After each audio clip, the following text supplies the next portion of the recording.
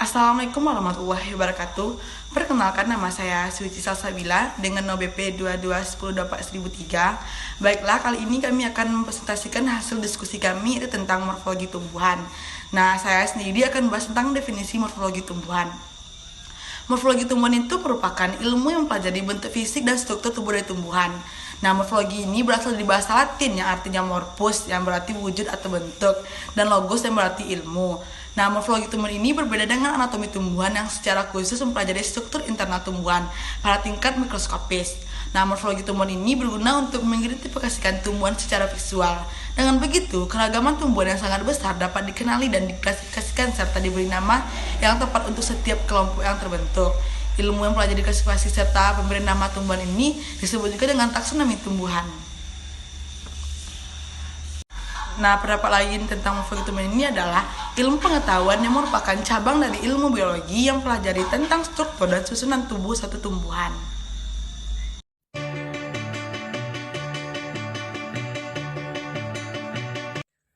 Baik, bismillahirrahmanirrahim. Assalamualaikum warahmatullahi wabarakatuh.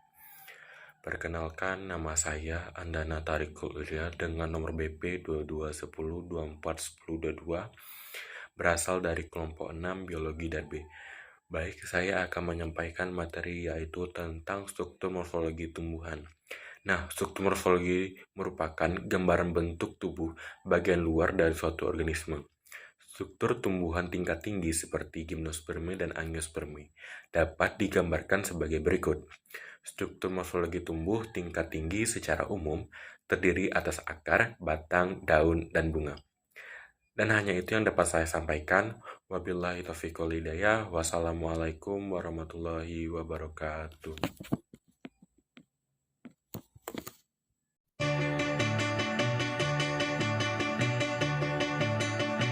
Assalamualaikum warahmatullahi wabarakatuh. Perkenalkan, saya Cindy Vela Putri dengan NIM 2210241029. Baiklah, saya akan menyampaikan materi tentang bagian-bagian morfologi tumbuhan. Yaitu pertama adalah akar. Struktur akar tunggang memungkinkan akar dapat mengambil molekul-molekul air yang berada jauh di bawah tanah. Selain itu, banyak akar tunggang yang merupakan modifikasi bentuk struktur menyimpan cadangan makanan. Seperti pada wortel, struktur akar serabut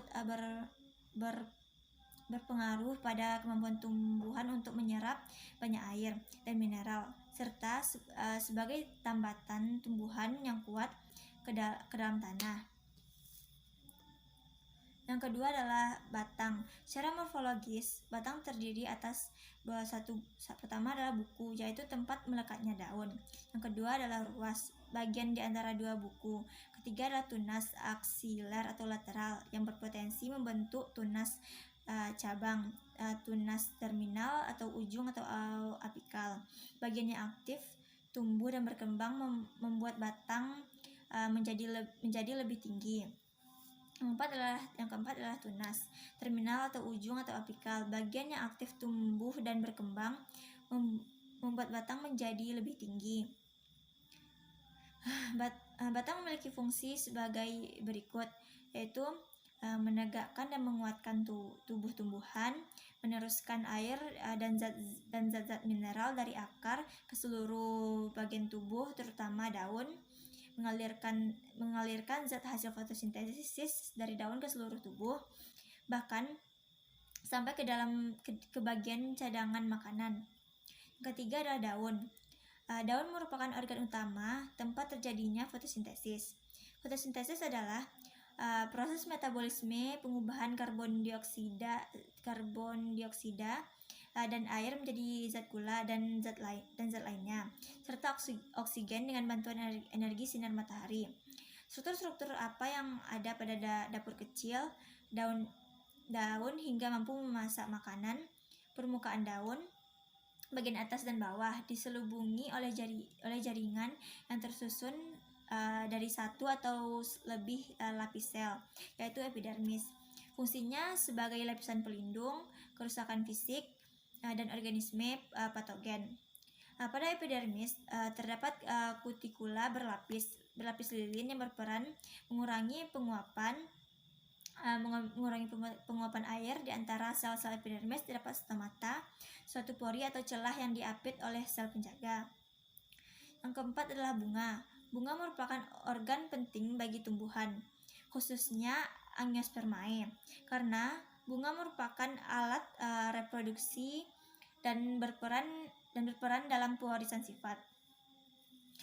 Fungsi bunga didukung oleh struktur alat reproduksi yang ada pada bunga, yaitu benang sari atau stamen dan putik atau pistil. Benang sari merupakan seperangkat alat reproduksi jantan yang terdiri atas bagian tangkai sari atau filamen, kepala sari atau anter, dan serbuk sari atau polen. Putik merupakan alat reproduksi betina yang terdiri atas bagian-bagian tangkai putik atau stil, kepala putik atau stigma, dan bakal buah atau ovari.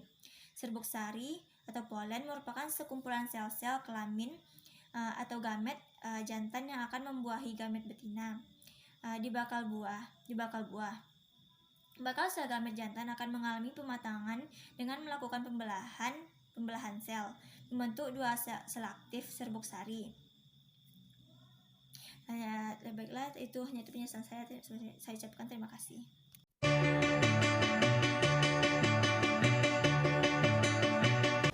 Assalamualaikum warahmatullahi wabarakatuh. Perkenalkan, nama saya Dian Hidayati dengan NIM 2210241024. Baiklah, di sini saya akan menjelaskan tentang tujuan, alat dan bahan, serta cara kerja pada praktikum kali ini. Yang pertama yaitu tujuan. Tujuan dari praktikum kali ini yaitu mengidentifikasi bagian-bagian, tipe, dan juga karakteristik dari batang, daun, akar, buah, dan bunga secara visual pada beberapa jenis tumbuhan. Adapun alat dan bahan yang digunakan yaitu 5 jenis tanaman yang berbeda. Pada kelompok kami menggunakan tanaman kentang, kakao, cabai rawit, lengkuas, dan juga putri malu.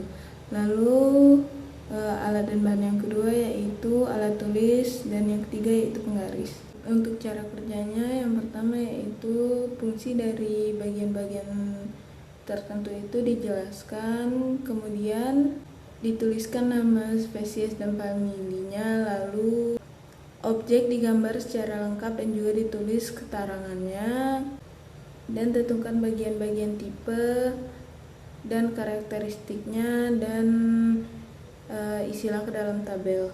Sekian video presentasi dari kelompok kami. Mohon maaf apabila banyak kesalahan dalam kami menjelaskan tentang materi kali ini. Saya ucapkan wassalamualaikum warahmatullahi wabarakatuh.